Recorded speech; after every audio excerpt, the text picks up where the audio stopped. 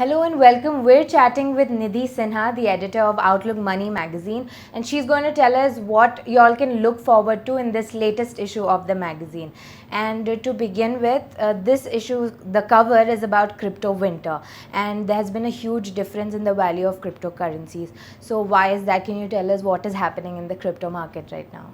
So the concept is crypto winter because really the crypto party that we saw last year and even last to last year, where a lot of youngsters were joining this, not thinking about the future, they just wanted a pie out of this party, out of this whole thing that values were huge and all of that. That is kind of coming to an end now, and in a way, a lot of financial experts and advisors who had been constantly warning against this kind of volatility and risks that cryptos entail, it's kind of come true in a way, because if you look at the figures, they're scary. So last year, just to give you an example, in November 2021, the figure for Bitcoin was $67,000. And as we speak now, it is less than $20,000. So imagine a person who may have invested and joined the party at that level, how much that person would have lost till now. So it was very pertinent to cover the volatility and the movement in cryptos in the Outlook Money edition, because a lot of investors are getting drawn towards cryptos in a lot of ways. So, there were a lot of investors who entered in 2020. So, have they made any money? So, of course, Rifa, if you look at the level in 2020, so Bitcoin, if I take a specific date of June 18, so a lot of investors who may have entered the market then when the Bitcoin level was around 9,000, they would have definitely made money even now, because it is around 19,000 as we speak. But imagine people who may have entered in June 2021. So if we take the same date, which I was saying, June 18th, the figure was 9,000 in 2020. 2021, it went up to 35,000. So of course, at that level, people made money. But imagine people who entered at that level. So if you entered at 35,000, and as I was saying earlier also, and if you entered at 67,000 in November 2021, imagine your money is less than half, almost 1/3 of what you put in the crypto market. So, do you think equities are a better investment option for those who are investing in cryptocurrencies? So, Rifa, of course, equities are also volatile and they are a risky asset, and historical figures show that.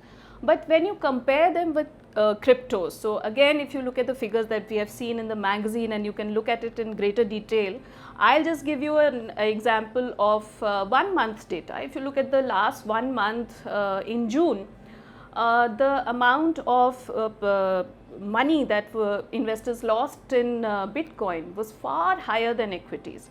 So Bitcoins lost around 30% in the month to June.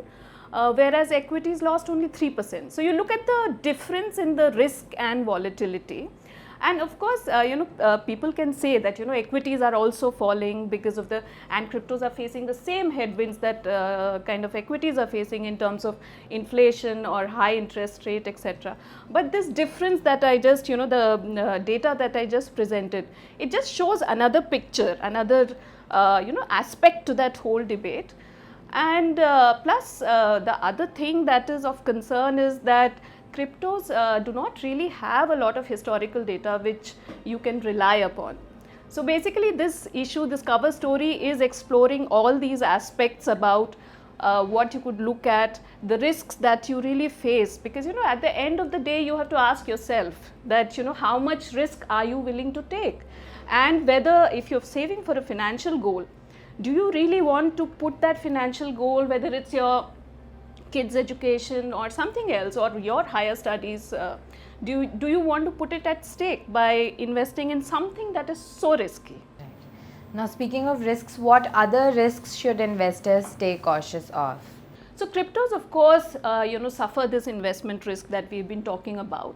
But the other thing is that this whole sense of greed that a lot of us are victims of, where we are thinking of making quick money and all of that.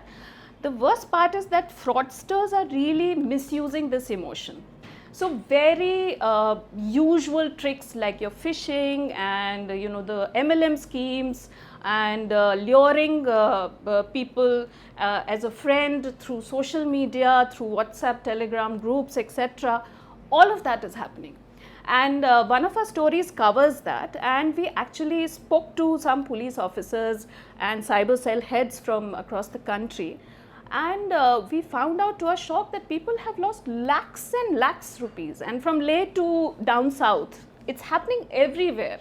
So that is quite scary. So it's really, investors at this point, they really need to think what they're doing, how they're doing, and when they are putting such large amounts at stake, it is essential for them to see that what is the return for me, whether I'll be able to meet my goals by investing in these assets. So all these debates and points become very, very pertinent. So what other stories can readers look forward to in the July edition of the magazine? So of course cryptos is very relevant, but the other thing which we should definitely not ignore, July is of course the tax filing month, and you like it or not, everyone thinks about that. It is on top of everyone's minds. So we have a DIY guide for you to file your income tax returns yourself, and it's in a very reader friendly format. You would if you pick up the magazine, you will see that there are various sections of what you can do with it, what you need, what kind of information you keep handy, etc. So really that will help you a lot. And another story that is very pertinent at this time is on home loan prepayment, because rising EMIs, home loan EMIs are something that people are worrying about because interest rates are rising. And the real estate industry also, in a way the prices are rising. So it's like a double whammy. Your prices are increasing, your EMIs are increasing. So we have a strategy for home buyers, and plus we have highlighted where the real estate regulator has reached so far. So what we found is that it still needs a lot of teeth to be really useful for the home buyers. And of course there are other tidbits that you would really like. There's a trend graphic on the Gen Z generation. We can see how they think, how they feel about their finances, etc. And then the whole issue of behavioral finance that we have started covering, that's something that is very pertinent. It's a good read, and please pick up the Outlook Money issue this time because it's really very relevant for you guys.